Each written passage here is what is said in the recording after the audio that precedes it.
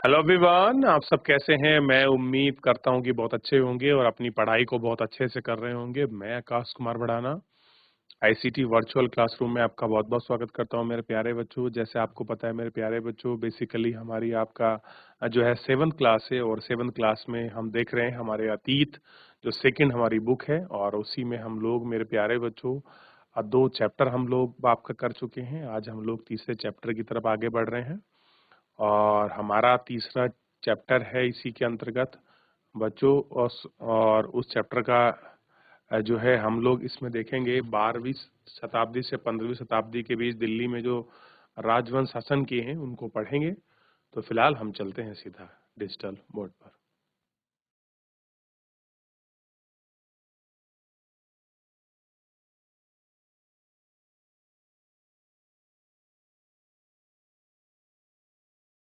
तो बच्चों आपके सामने है और हमारा 12वीं शताब्दी से लेके 15वीं शताब्दी के बीच के जो इसमें आपका इम्पोर्टेंस देखेंगे कौन कौन सी चीजें हुई हैं। तो आपने अध्याय 2 में देखा है कि कावेरी डेल्टा जैसे, कौन सा डेल्टा? कावेरी डेल्टा जैसे बड़े राज्य केंद्र बन गए थे। गौर कीजिए कि अध्याय 2 में जिन केंद्र का जिक्र नहीं है वे राजधानी दिल्ली में हो रहे हो। कह रहे जिन चीजों का हमने जिक्र नहीं किया वो राजधानी दिल्ली में रह रही हो। यही वजह है कि दिल्ली एक महत्वपूर्ण शहर था 12वीं शताब्दी में बना। तो दिल्ली कब बना महत्वपूर्ण? तो आपको पता होना चाहिए 12th सेंचुरी वो टाइम है जब वो इसकी ज्यादा इंपॉर्टेंस बढ़ी।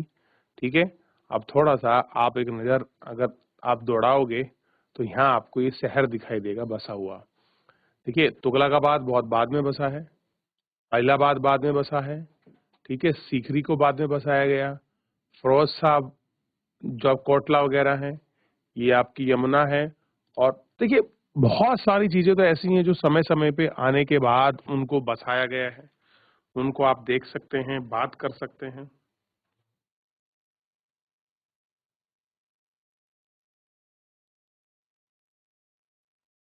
चलिए अब आगे बढ़ रहे हैं। अब देखिए तालिका 1 पर नजर डालिए और पहले तो आप तोमर राजपूत के काल दिल्ली में किस राजधानी बनी? 12वीं शताब्दी के मध्य में तोमर को अजमेर और चौहान के नाम से जाना गया और उसको परास्त किया। चौहान और तोमर के राज्यकाल में ही दिल्ली और वाणिज्यिक केंद्र बना। ठीक, इस शहर में बहुत सारे शक्तिशाली जैन व्यापारी रहते थे, उनमें से अनेक मंदिरों का निर्माण कराया। देहली वाला कहे जाने वाले वे जो आपके सिक्के ढलवाए। 13वीं शताब्दी के आरंभ में दिल्ली सुल्तान जो होगी, जो आप दिल्ली सल्तनत स्थापित हुई। तो 12वीं शताब्दी तक राजपूत का शासन रहा और 13वीं शताब्दी में आपका मुगल आ गए। और पहले मुगल बादशाह कौन आए दिल्ली? आप मुझे सोच के बताइए। दिल्ली फिर एक राजधानी में बदल गई, नियंत्रण में उपमहाद्वीप के बड़े क्षेत्र में फैला। तालिका 1 पर आप नजर डालेंगे, उन 5 राजवंशों की पहचान करेंगे, वंशों की जिनसे मिलकर आपका दिल्ली सल्तनत बनी थी। तो दिल्ली सल्तनत में कितने वंश आए? तो अभी यहाँ बताया गया है कि 5 वंश ऐसे आए थे जिनसे मिलकर दिल्ली सल्तनत बनी थी। तो अगर हम 2 टाइम पीरियड पढ़ते हैं मुगलों में, एक पढ़ते हैं दिल्ली सल्तनत और एक पढ़ते हैं मुगल काल। तो शुरुआत करेंगे कुतुबुद्दीन ऐबक से, गुलाम वंश। ठीक, दिल्ली सल्तनत का पहला वंश गुलाम वंश का पहला शासक कुतुबुद्दीन ऐबक। और कुतुबुद्दीन ऐबक को शासक कौन बना गया था? मोहम्मद बिन कासिम या मोहम्मद गौरी? आइए इसको देखते हैं। जिस जगह पर आज आप दिल्ली के नाम से जानते हैं, वहां सुल्तानों ने अनेक नगर बसाए थे। मानचित्र 1 में दिल्ली एक कुना, सीकरी और जहापना को पहचानिए। तो ये रहा जहापना, ये है दिल्ली एक कुना और ये है सीकरी। ये नगर बसाए। तालिका पहली 1 हम लोग देख रहे हैं।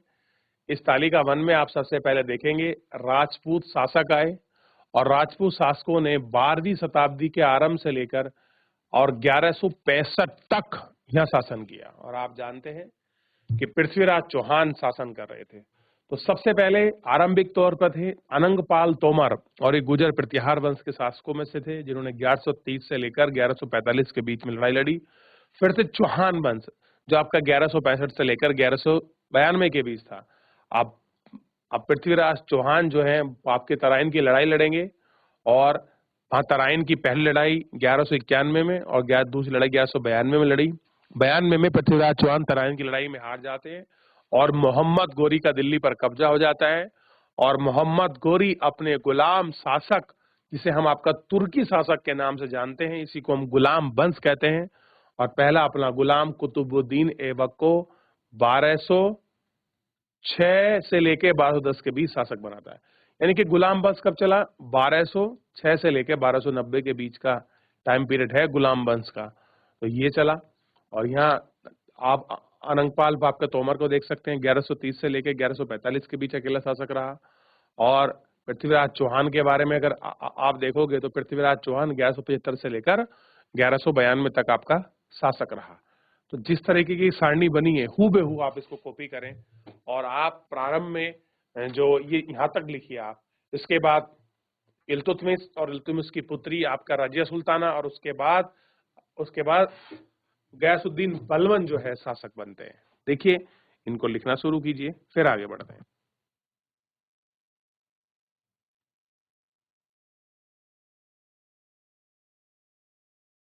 देखिए बच्चों, हुआ कॉपी?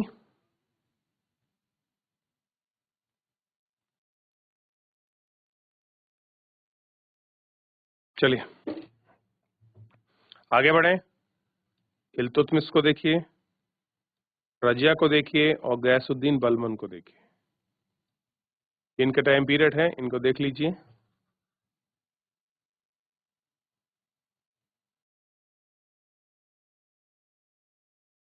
चलिए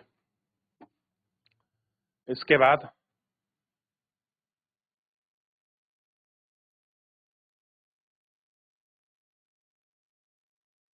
आगे बढ़े और अगला वंश है खिलजी वंश। खिलजी वंश 1290 से लेके आपका 1320 के बीच आया। इसका शासक बना कौन? अलाउद्दीन खिलजी। और इसके बाद पहला बना, सॉरी, आपको जलाउद्दीन खिलजी और दूसरे बने अलाउद्दीन खिलजी, दो शासक बने। उसके बाद आया आपका तुगलक वंश, और तुगलक वंश का शासक था पहला गयासुद्दीन तुगलक, मोहम्मद बिन तुगलक और फिरोज शाह तुगलक।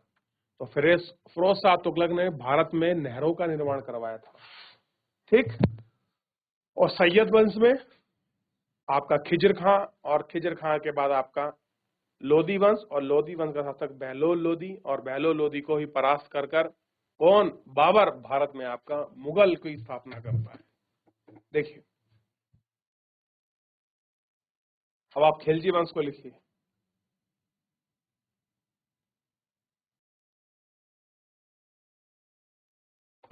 चलिए आगे बढ़े।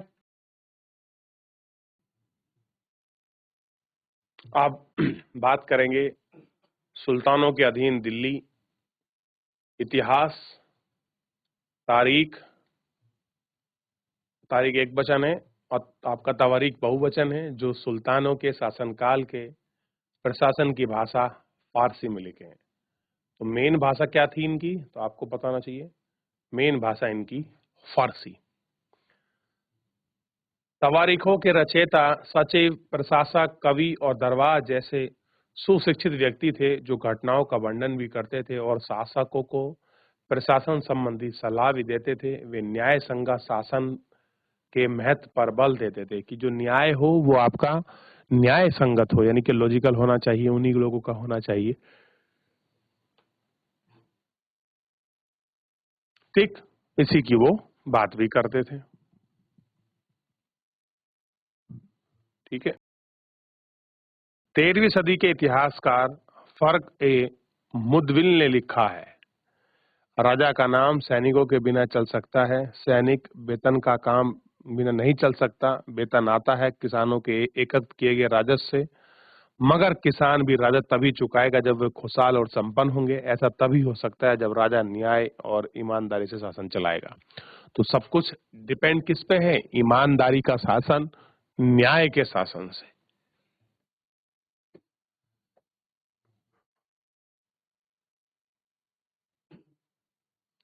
अब देखिए ये कुछ और बातें हम ध्यान रखें कि तवारीख के लेखकों ने नगर विशेष दिल्ली में रहते थे, गांव में शायद कभी रहते हों।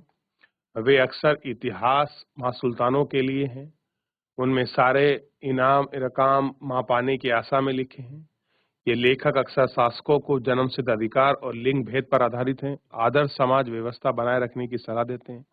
उनके विचार में सारे लोग आपका सहमत नहीं होते हैं। जिस तरह की बातें और विचार हैं, लोग उनमें सहमत नहीं होते। 1936 में सुल्तान इल्तुतमिश की बेटी रजिया सिंहासन पर बैठी। उसने इतिहास के युग में मिनाज ए सिराज को स्वीकार किया। वह अपने में बाप के भाइयों में अधिक योग्य और सक्षम थी, लेकिन फिर भी वह रानी को शासक के रूप में मान्यता नहीं दे पा रहे थे। दरबार जन भी उसके स्वतंत्र शासन के रूप में आपके कोशिश से प्रसन्न नहीं थे। 1240 में उसे सिंहासन से हटा दिया गया। यानी कि अब ये जो बात कर रहे हैं, कहाँ की बात कर रहे हैं, देखिए होता क्या है। कुतुबुद्दीन ऐबक के मरने के बाद जो उसका दामाद है इल्तुतमिश, वो आपका सुल्तान बनता है।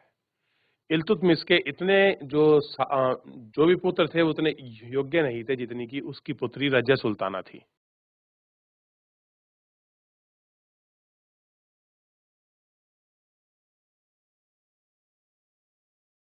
ठीक है, तो रजिया सुल्ताना को क्या करता है, इल्तुतमिश अपनी गद्दी दे जाता है। लेकिन वही बात थी, वहां के दरबारी गुट और लोगों ने क्या कर दिया, रजिया को अपना सुल्तान मानने से इनकार कर दिया। उन्होंने कहा कि सुल्तान की गद्दी पर केवल पुरुष ही बैठ सकता है, महिला नहीं बैठ सकती। आखिरकार उसको आप देखेंगे 1240 में उसको उतार दिया गया। 4 साल वो शासक रही, लेकिन उसके काम बड़े बेमिसाल थे। और आखिरकार गयासुद्दीन बलबन को 1266 से लेकर 87 के बीच का शासक बनाया गया और ये शासक सबसे लंबे समय तक गद्दी पर बना रहा।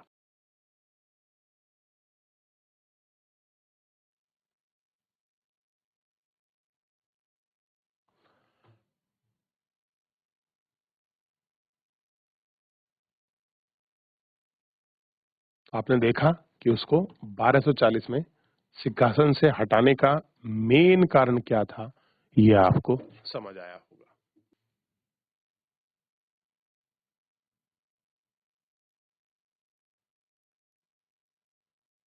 चलो,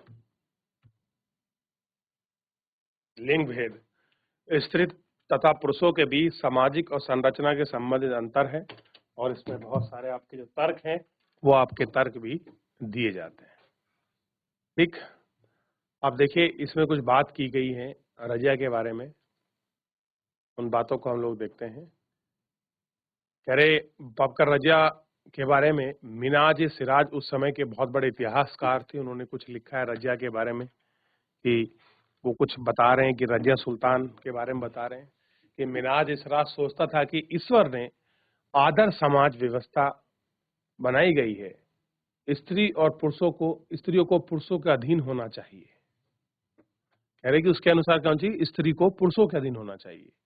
रानी का शासन इस व्यवस्था के विरुद्ध जाता है, यानी कि स्त्रियों को पुरुषों के अधीन होना चाहिए वो कह रहा। लेकिन कह रहा ये जो रानी शासक बनी है वो इस व्यवस्था के खिलाफ है। इसलिए वह पूछता है कि खुद की रचना के खाते में उसका ब्यौरा चूंकि मर्दों की सूची में नहीं आता, इसलिए इतनी शानदार खूबी में आखिरकार हासिल क्या हुआ। कह रहे वो मर्द नहीं बनी, इतनी खूबी होने का क्या फायदा रहा, कुछ फायदा थोड़ी है। रजिया ने अपने अभिलेखों और सिक्कों में अंकित करवाया कि वह सुल्तान इल्तुतमिश की बेटी है। क्या लिखवाया, सुल्तान इल्तुतमिश की बेटी है। आधुनिक आंध्र प्रदेश के वारांगल क्षेत्र में कातकीय साम्राज्य, जहां रानी रुद्रमा देवी, ये बड़ी फेमस हुई है रुद्रमा देवी आंध्र प्रदेश की, 1262 से लेकर 1857 में इन रजिया का व्यवहार बिल्कुल विपरीत था। रुद्रमा देवी अपने अभिलाखों में पुरुष जैसा नाम गिलवाकर पुरुष होने का भ्रम पैदा किया था। एक और महिला शासक थी वहां कश्मीर की रानी किद्दा, जिसने आपका दीदी यानी कि बड़ी बहन से निकला था। जाहिर है कि वह प्रजा को अपनी प्रिय रानी हमेशा स्नेह भर से संबोधित होते थे। कह रहे अकेला कोई ऐसा नहीं था, और बहुत सारे एग्जाम्पल उन्होंने दिए कि कहां कहां पर कौन कौन से लोग थे।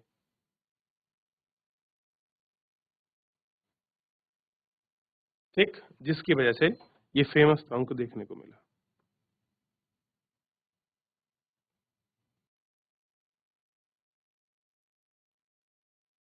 चलिए देख लिया, मिनाज सिराज के अपने शब्दों में व्यक्त किया कि आपको लगता है कि रजिया का विचार यही थे।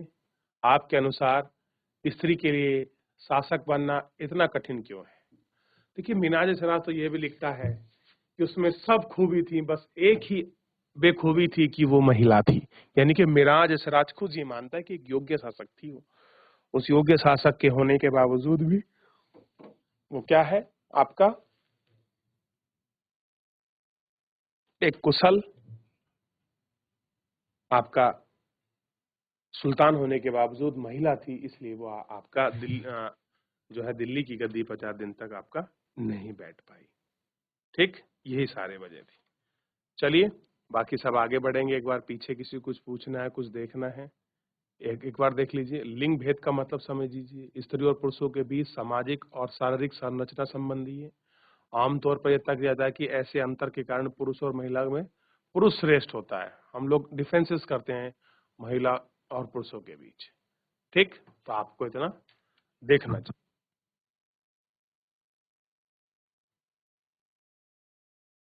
तो इस तरीके से बच्चों हमने चैप्टर को जानने का प्रयास किया कि आखिर में प्रारंभ में आपका दिल्ली में कैसे अनंगपाल तोमर, फिर आपका पृथ्वीराज चौहान, और फिर उसके बाद कैसे आपका गुलाम वंश बना, और उसके बाद कैसे 5 राजवंश आए। उन पांचों को राजवंशों के बारे में, एक राजवंश को थोड़ा सा हमने राज्य सुल्तान के बारे में जानने का प्रयास किया।